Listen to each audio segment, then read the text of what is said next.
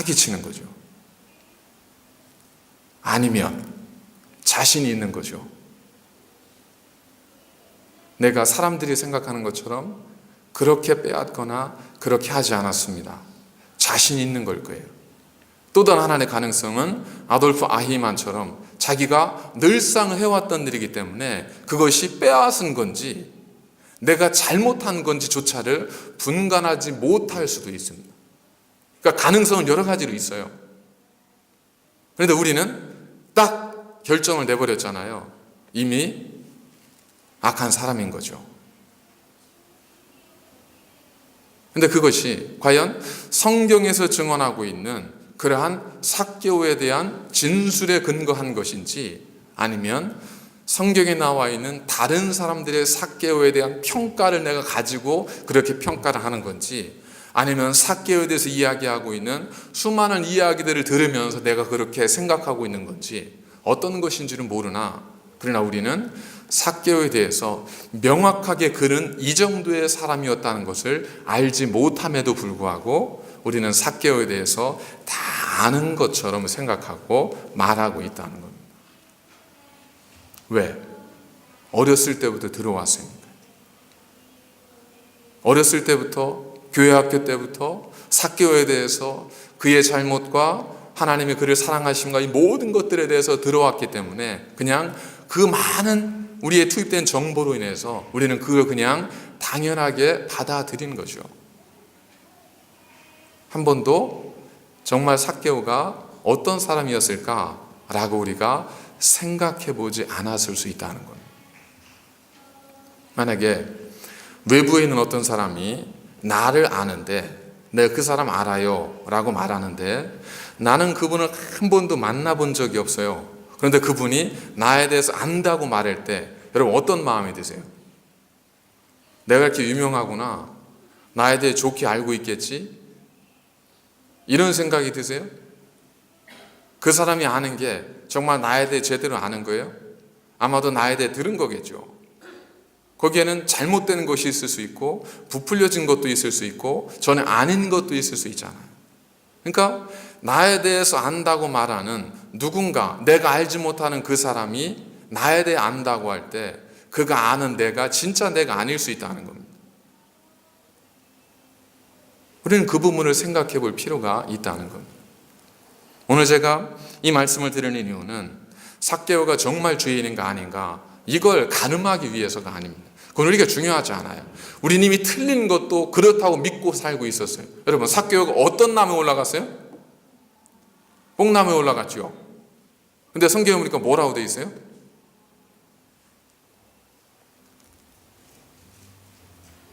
돌무화과 나무라고 돼 있죠. 우리는 어렸을 때부터 뽕나무라고 배웠어요. 근데 이미 그것부터 사실관계가 틀렸어요. 그러면 주님은 삭개오를 어떻게 평가하셨을까요? 주님의 삭개오에 대한 주님의 평가는 저희들이 오늘 본문에 읽지 않았지만 9절과 10절에 나와 있습니다. 예수님께서 뭐라고 하셨냐면 인자가 온 것은 잃어버린 자를 찾아 구원하려 함이라. 누구를 앞에 두고 하고 있는 거죠? 삭개오를 앞에 두고. 그러면 삭개오는 주님의 관점에서 볼 때 삭개오는 어떤 사람이에요? 잃어버린 자예요. 구원받아야 할 자입니다. 그 전에 보니까 예수님께서 삭개오에 대해서 또 뭐라고까지 말씀하셨냐면 이도 아브라함의 자손이다 그랬습니다. 삭개오에 대한 주님의 평가는 그는 아브라함의 자손이었고 그는 잃어버린 자였고 그는 구원받아야 할 자였었습니다. 자, 그렇다면 삭개오에 대한 이해, 삭개오에 대한 평가가 우리가 가지고 있는 평가는 예수님의 근거한 평가예요? 아니면 그 당시 사람들이 가졌던 평가예요? 어디에 근거한 것 가깝습니까? 우리는 말씀을 통해서 모든 것들을 안다고 하면서도 불구하고 우리는 말씀이 전하고 있는 그 객관적 진실보다는 그저 익숙한 것을 사실로 받아들이며 살아가는 경우들이 이처럼 많다는 겁니다. 다른 사람들도 다 하는데 우리는 그 행동의 기준을 어디에서 잡는 거죠? 다수의 사람들의 결정과 행동에서 찾는 거죠. 우리가 기준을 어디에 두고 어떤 시각으로 바라보느냐에 따라서 세상은 얼마든지 달라질 수 있다는 겁니다. 아돌프 아이만이 그저 상관의 명령만을 기준으로 삼고 살았을 때 그 평범하고 부지런하고 성실한 사람이 600만을 학살했습니다. 그가 만일 그 기준을 상관의 명령에만 두지 않고 그것으로 인해 끼쳐질 다른 사람들이 받을 고통과 그들의 감정에 그 기준을 조금만 기준점을 옮겨놨었더라면 아마 그의 삶은 조금은 달랐지 않았겠습니까? 저는 오늘 이 말씀이 우리의 실제 생활에 주는 의미를 잠깐 나눠보려고 합니다. 예배가 뭘까요? 성경에서 예배는 하나님만을 경배하고 하나님만을 찬송하는 겁니다. 예배는 하나님께 드리는 그 백성들의 찬송과 영광이에요. 그래서 모든 예배는 헌신의 예배입니다. 헌신이란 뭐죠? 드리는 거예요. 뭘 드려요? 뭘 드려요? 헌신 예배. 한자를 풀어보면 뭘 드리는 거죠? 마음을 드리는 거예요? 마음심이 아니잖아요. 마음심이지. 헌신 예배가 아니라 헌신 예배 아니에요. 뭘 드리는, 몸을 드리는 거예요. 몸을. 로마서 12장에도 보니까 너희 몸을 하나님이 기뻐하시는 거룩한 산 제물로 드리라 그랬지 않습니까? 예배는 뭐예요? 우리 몸을 드리는 거예요. 주님 내 마음 아시죠? 이게 예배가 아닙니다. 예배는 우리 몸으로 하나님께 헌신해서 드리는 것이 예배입니다. 우리 몸으로 드리려다 보니까 어떻게 해야 돼요? 준비를 해야 되는 거예요. 우리 마음도 몸도 분리할 수 없잖아요. 내 몸이 하나님의 전에 오려다 보니까 몸이 준비가 돼야 돼요.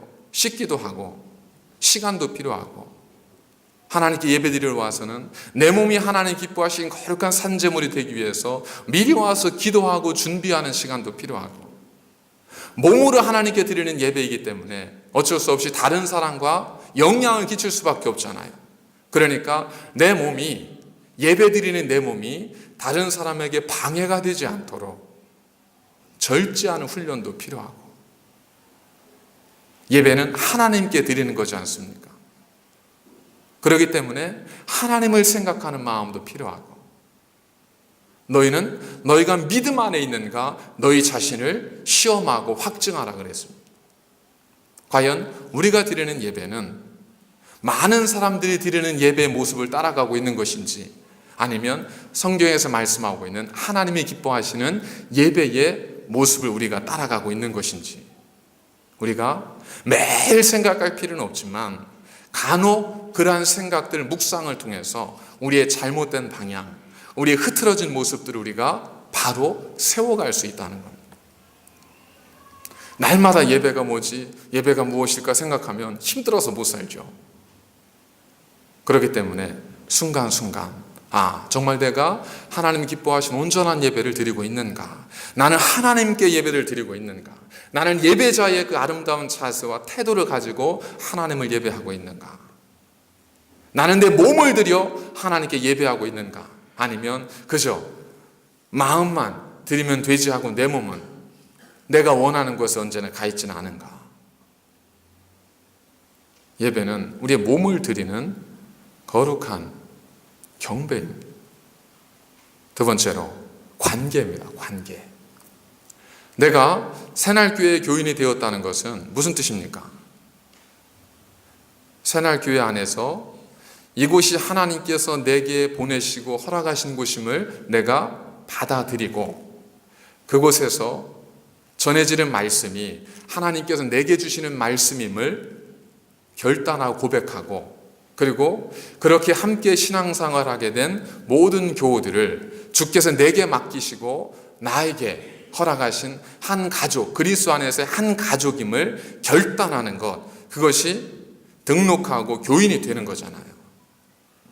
그래서 우리가 한 교회에 교인이 되었다는 것은 서로가 피로 나눈 형제자매는 아니지만 그리스도의 사랑 안에서 십자가 보혈의 피로 말미암아 서로가 그리스도 안에서 한 가족 된 것을 우리가 인정하고 그것을 시인한 겁니다.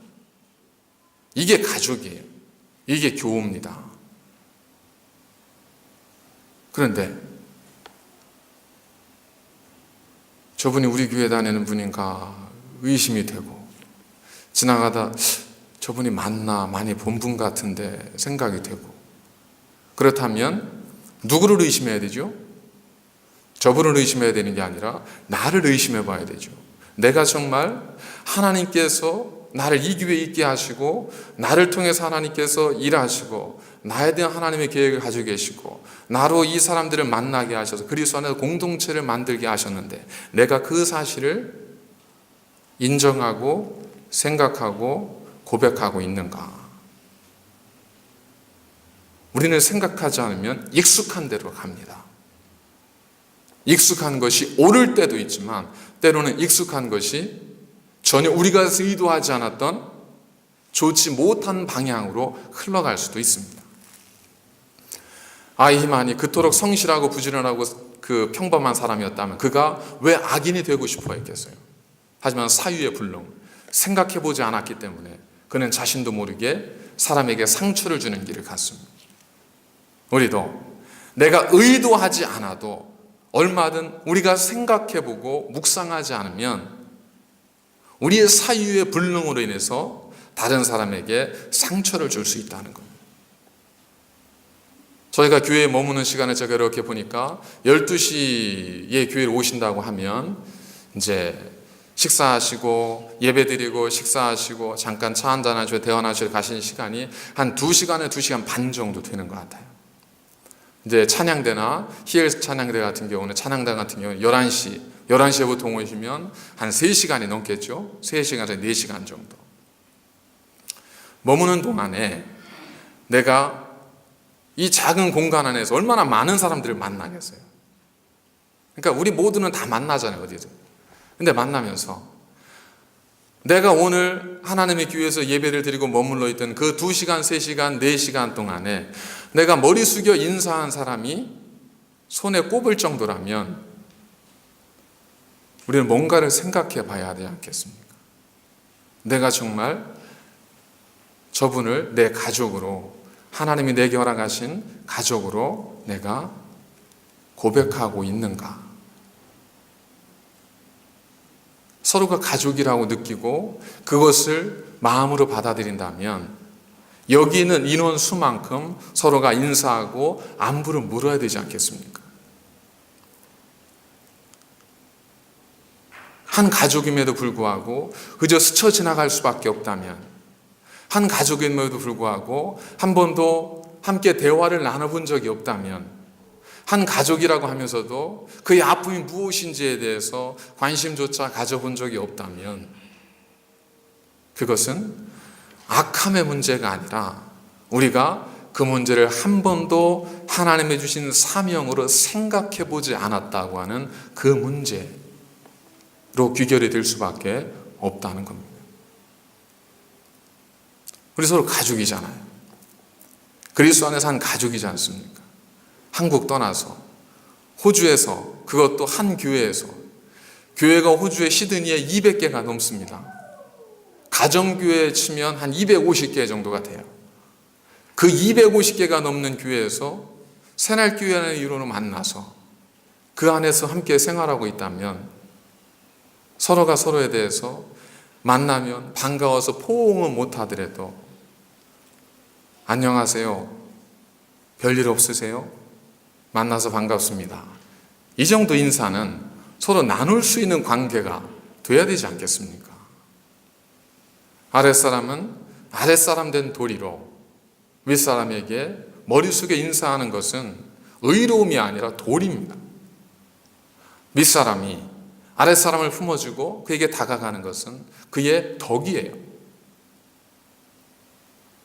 이런 관계가 형성이 되어 있지 않으면 우리는 악하다, 선하다 차원의 문제를 떠나서 우리는 안타깝게도 한 번도 그 부분에 대해서 깊이 묵상하고 생각해 보지 못했다고 하는 그러한 사유의 불능의 항목에 우리가 해당될 수 있다는 겁니다. 서로 이름을 아세요? 가족인데 이름을 모르면 말이 안 되잖아요. 어느 집이 어느 집이랑 사는지 모르면 안 되지 않습니까? 목장을 했으면 매년 목장을 바꿔서도 그렇게 했을 텐데 아직도 모른다는 건 이거는 뭔가 문제가 있는 거 아니에요. 선악의 문제가 아니라 우리의 태도의 문제. 우리가 예수님을 따르는 사람이라면 예수님께서 뭐라고 하셨습니까? 죄인 하나가 돌아오는 것이 의인 99이나 기뻐하는 것보다 더 기쁨이다 라고 말씀하셨어요. 자, 오늘날 보니까 안 보이던 얼굴이 보여요. 처음 본 얼굴이 보여요. 그러면 주님의 마음이라면 어떻게 했습니까? 한 사람이 하나님의 전을 찾기까지 여러분 얼마나 많은 사람들의 기도와 얼마나 많은 사람들의 전도가 있었겠어요. 그걸 통해서 하나님께서 우리에게 새로운 한 분을, 한 가정을 보내주셨다면 우리가 그분에 대해서 어떻게 해야 되겠습니까? 정말 반갑게 맞아주고 강요하는 게 아니라 맞아주고 관심을 표현하고 만나게 돼서 반갑습니다. 공원 지나가다 만나도 하이 하와이유 이러는 반에 한 교회 안에서 이 좁은 교회에서 서로 부딪히고 만나는데 서로가 인사할 수 없고 서로가 안부를 물을 수 없다면 이건 어딘가가 정상적인 것은 아니지 않습니까? 저는 저희 교회가 500명 정도 되면 인정하려고 그래요. 500명 정도만 되면 저는 이 문제 삼지 않습니다. 근데 그게 아니잖아요. 이 정도라면 이건 우리의 태도의 문제일 수 있다는 겁니다. 예수님께서 그 한 영혼을 그렇게 사랑하셨다면 그 예수님 마음을 이해하는 사람이라면 그분에게 찾아가서 참 반갑습니다. 처음 오셨나요?